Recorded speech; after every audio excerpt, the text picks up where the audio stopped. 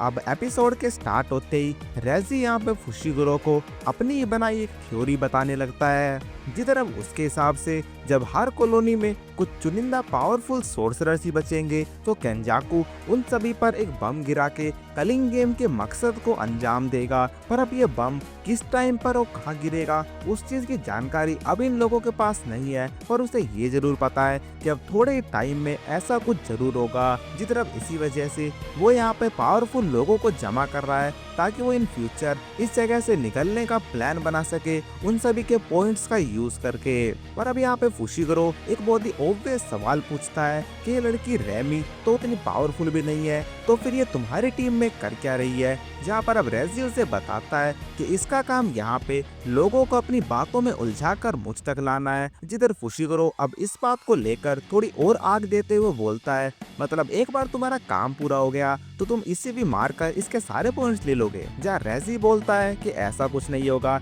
And ramie भी उनके बीच में बोल पड़ती है कि रेजी उसका सच्चा नाइट है तो वो उसे कभी नहीं मारेगा। जिधर फुशिगुरो बोलता है कि लगता है तुम एक बहुत ही बड़े इल्यूजन में जी रही हो और मेरे ख्याल से तुम दोनों के पॉइंट्स मिला के लगभग 100 पॉइंट्स का राउंड तो बन ही जाएंगे, तो तुम दोनों बस इतना काम करो कि वो सारे पॉइंट्स मुझे दे दो ताकि मैं एक नए रूल को ऐड कर सकूं। पर अब इसी बीच वहाँ पे फुशिगुरो पे पीछे से कोई अटैक कर देता है, पर उससे पहले ही वो अपनी शैडो में छुप के नीचे झुक जाता है। जिधर अब अगले ही पल वो उसकी शैडो में से निकल के उसे उठा के बिल्डिंग से नीचे फेंक देता है एंड वो अपने शिकिगामी नुए को उस पे अटैक करने के लिए भेज देता है।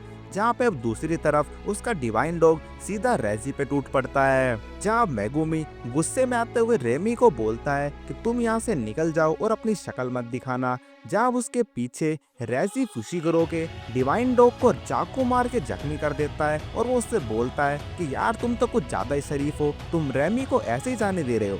अगर तुम्हें सही में हमारे पॉइंट्स चाहिए तो हमें मार कर ले लो, अगर तुम ऐसा कर पाओ तो। पर अब तभी फुशिगुरो के लेफ्ट साइड में एक आग आ जाती है, जिसके अगले ही पल वहाँ पर एक बहुत ही तगड़ा एक्सप्लोजन हो जाता है जो कि रेजी के एक साथी हाजिनोकी ने किया था। जहाँ पर वो इस बात को लेकर उसे थोड़ा डांटता भी है कि तुम अंधे हो क्या, तुम्हें दिख नहीं रहा, यहाँ पर हम भी खड़े हैं, तुम्हारे इस एक्सप्लोजन के चक्कर में तुम मुझे भी निपटा देते। पर हाजिनोकी उसकी बात को इग्नोर करते हुए बोलता है कि ये छोड़ो, पहले बताओ कि वो लड़का मरा या नहीं। पर अब यहाँ पे फुशिगुरो जैसे तैसे ब्लास्ट को सरवाइव कर गया था, पर अब तभी पीछे से रेमी उसके ऊपर अपनी चोटी से अटैक कर देती है। पर मेगुमी उसके बाल पकड़ के उसे एक तरफ पटक देता है और उसे बोलता है कि तुम्हें समझ नहीं आ रहा क्या, तुम यहाँ से चली क्यों नहीं जाती। पर अब तभी फुशिगुरो के पीछे रेजी अपनी 2 स्क्रिप्ट्स फेंक देता है जो कि अगले पल में पेट्रोल में ट्रांसफॉर्म होकर उसे भिगा देती है एंड हाजिनोकी उसके तरफ अपने दांत फेंक देता है, जहाँ पर एक फिर से एक एक्सप्लोजन हो जाता है। पर अगेन फुशिगुरो यहाँ पे जैसे तैसे फिर भी सरवाइव कर गया। जहाँ पर अब हाजिनोकी रेजी इस बारे में बात करते हैं कि भाई कुछ भी कहो, लड़के में दम तो बहुत है। पर अब यहाँ पे हम देखते हैं कि फुशिगुरो ने इधर अपने साथ रेमी को भी बचा लिया था। जहाँ पे अब फुशिगुरो रेमी को बहुत ही शांति से समझाता है कि इन लोगों को तुम्हारी बिल्कुल भी कदर नहीं है, एक बार तुम्हारा काम पूरा हो गया तो ये तुम्हें मारने में बिल्कुल नहीं हिचकिचाएंगे। पर अब यहाँ पे रेमी रोते हुए बोलती है तुम्हारी बात मान लूंगी, पर उससे पहले तुम मुझसे ये वादा करो कि तुम इन लोगों से मेरी रक्षा करोगे और साथ ही यहाँ पर मेरी तारीफ करो कि मैं बहुत सुंदर हूँ। जिधर अब इतने इंटेंस मूवमेंट पे उसकी इस तरीके की बातें सुनकर फुशिगुरो एक बात को लेकर श्योर हो गया था कि इसका दिमाग बस घुटनों में ही है। पर अब तभी उन सभी के बीच में वहाँ पे कोगाने आ जाता है और उन्हें इस बात की इंफॉर्मेशन देता है कि अभी अभी गेम में एक नया रूल ऐड हुआ है जहाँ पे कोई भी प्लेयर एक दूसरे को अपने पॉइंट्स ट्रांसफर कर सकता है। जिधर अब ये बात सुन के फुशिगुरो इस बात को लेकर श्योर हो जाता है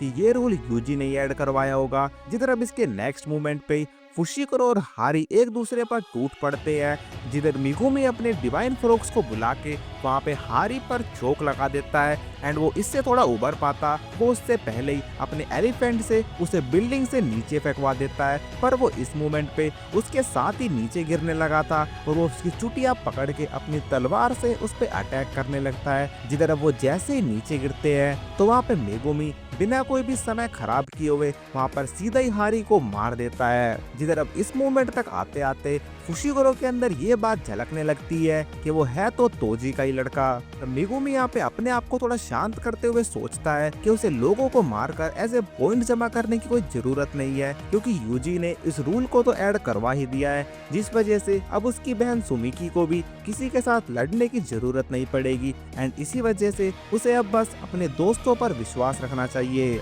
जब हाजिनोकी और रेजी भी बिल्डिंग से नीचे उतर रहे होते हैं एंड वो हवा में ही सोचते हैं कि यार ये बंदा तो बेमौती मारा गया। जहाँ पे अब फुशिगुरो के लिए ये पूरी ही सिचुएशन हैंडीकैप फाइट जैसी बन जाती है, जहाँ पे 2 वर्सेस 1 वाली बात आ गई, जहाँ पे अब तकाबा फुशिगुरो की तरफ एक और दांत फेंकता है जो कि उसके आने तक फटने वाला था, पर उसके पहले ही वहाँ पर उन दोनों के ही बीच में तकाबा आ जाता है और वो उस पूरे ही ब्लास्ट को अपने ऊपर ले लेता है। जहाँ पे अब ये वही बंदा है जिसे हम पास्ट के एक एपिसोड में देख चुके हैं, जो कि एक बेकार सा कॉमेडियन था, जो कि यहाँ पे आते ही बोलता है कि 2 के खिलाफ 1 ये तो बिल्कुल भी जायज बात नहीं, तुम दोनों तो यार बहुत कायर हो और कायरों का वार मुझ पे बिल्कुल असर नहीं करता। पर अब यहाँ पे सभी को ये बात साफ नजर आ रही थी कि इस ब्लास्ट से तकाबा की बहुत बुरी हालत हो गई है। जहाँ पे अब तकाबा फुशिगुरो को अपना इंट्रोडक्शन देने के साथ साथ ये बात बताता है कि मैं लोगों का चेहरा देखते ही ये बात समझ लेता हूँ कि उनका एक्चुअल नेचर कैसा है। जहाँ पर अब इस फाइट के लिए तुम मुझे अपने साथ समझ सकते हो। जिधर अब फुशिगुरो इस बात को लेकर थोड़ा सोचता है कि इसने मेरी जान बचाई है, तो अभी के लिए मुझे इस पर विश्वास कर ही लेना चाहिए। जिधर अब रेसी तकाबा से पूछता है कि आखिरकार तुम हो कौन और तुम्हारी कर्स एनर्जी क्या है। जहाँ पे अब तकाबा सोचता है कि लग रहा है ये लोग मुझसे ये पूछना चाह रहे हैं कि मैं अच्छा कॉमेडियन हूँ या नहीं। जहाँ पे अब तकाबा उन्हें बोलता है कि तुम लोग अपना दिल थाम कर बैठो, क्योंकि मैं अब तुम्हें एक बहुत ही खतरनाक जोक सुनाने वाला हूँ जिसे तुम अपनी पसंदीदा औरत को भी सुना सकते हो। जहाँ पर अब ये जोक कुछ ऐसा होता है कि मुझसे दूर रहो लड़की, नहीं तो मैं तुम्हें अपनी वाईफाई बना लूंगा। जहाँ पे अब ये मोमेंट इतना ज्यादा एम्बेरस होता है कि उन सभी का रिएक्शन 40 सेकंड तक कुछ नहीं था एंड यहाँ तक कि उसका एनिमे स्टाइल भी एक बच्चे की ड्राइंग जैसा बन जाता है।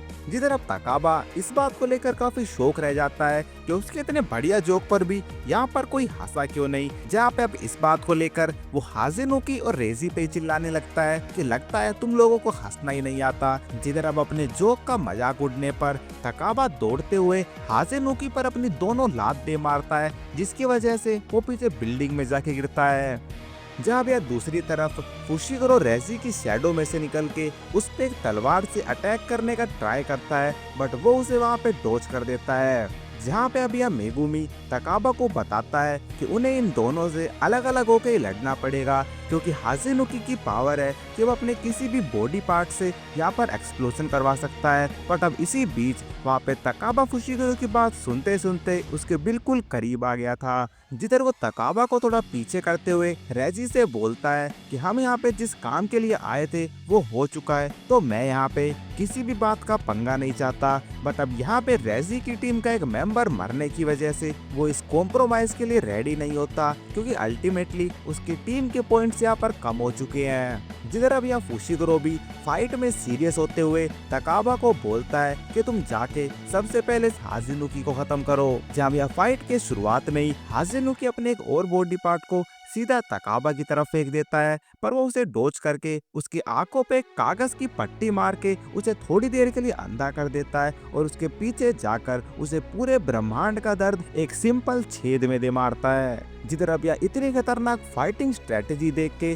फुशिगुरो इस बात को लेकर थोड़ा रिलीफ महसूस करता है कि अच्छा है तकाबा मेरी तरफ है। जिधर अब यह फुशिगुरो भी रेजी से लड़ने के लिए अपने शिकिगामी नुए से उस पे बिजली से अटैक करवाने लगता है, जहाँ पर वो उससे बचते हुए अपनी रिसिप्ट को उसके पीछे फेंकने लगता है, जहाँ पर उसकी रिसिप्ट ट्रांसफॉर्म होके किसी भी ऑब्जेक्ट में बदल जाती है। जिसके बाद अब मेगुमी उसके आगे अपने एलिफेंट को बुला लेता है, जहाँ पर अब ये चीज देखकर रेजी की काफी फट जाती है कि फुशिगुरो इतने बड़े शिकिगामी को भी समन कर सकता है। जिसके बाद एलिफेंट उसके ऊपर पानी से अटैक करता है, जिसके बाद अब रेजी अपनी एक रिसिप्ट निकाल के उस पे सर्फिंग करते हुए आगे निकलता चला जाता है। और जहाँ पर अब जैसे उसे एक छोटा सा मौका नजर आया तो एक पतली सी गली में मेगुमी के ऊपर एक बहुत बड़ा पियानो गिरा देता है, बट वो वहाँ पर अपने रैबिट्स की मदद से बाहर आ जाता है। जिधर अब रेजी फुशिगुरो को बोलता है कि चलो कम से कम तुम्हें अब जाके मेरी टेक्निक समझ तो आई। जिसके बाद वहाँ पे रेजी अपनी एक 5 स्टार होटल की रिसिप्ट निकालता है, जिसकी वजह से उसे 3 रातों जितना आराम मिल चुका था। पर अब यहाँ पे दूसरी तरफ फुशिकोरो अभी भी उतना ही थका हुआ है, क्योंकि अब वो आमतौर पे किसी भी फाइट में 2 या 2 से ज्यादा शिकिगामी तो वैसे भी यूज करता है, बट अब यहाँ पे उसके एलिफेंट को बुलाने की वजह से उसकी काफी एनर्जी खर्च हो गई। जिस तरफ रेजी बोलता है कि अब हम लड़ाई के उस मोड़ पे आके खड़े हैं जहाँ पे ना ही तुम्हारे पास कोई स्पेशल अटैक है और ना ही मेरे पास, तो अब तुम क्या करोगे।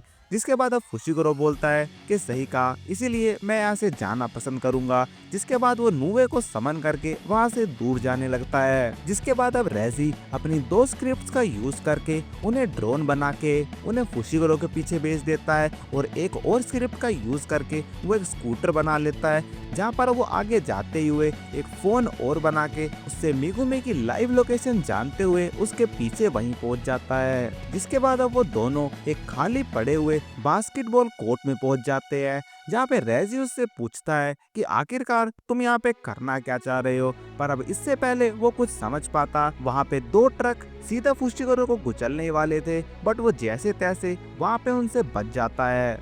जहाँ पे अब इसके अगले ही पल उधर रेजी फुशिकोरो के सर पे कई गमले गिरा देता है, और थोड़ा सा मौका मिलते ही वो उस पे एक डंडे से अटैक करने वाला ही था। पर इसी बीच वहाँ पे जैसे तैसे फुशिकोरो अपने आप को एक स्वॉर्ड से बचा लेता है। पर अब ये सब भी उधर काफी नहीं था कि रेजी वहाँ पे एक पूरे शोरूम भर का सामान फुशिकोरो पर दे मारता है, जिसकी वजह से वह पहले से बहुत ज्यादा जख्मी हो चुका था। जहाँ पे अब इतनी खराब हालत होने के बाद फुशिकोरो ये बात समझ चुका था कि अगर यहाँ पे कोई फाइट में टर्निंग पॉइंट होगा तो वो है उसका डोमेन एक्सपेंशन।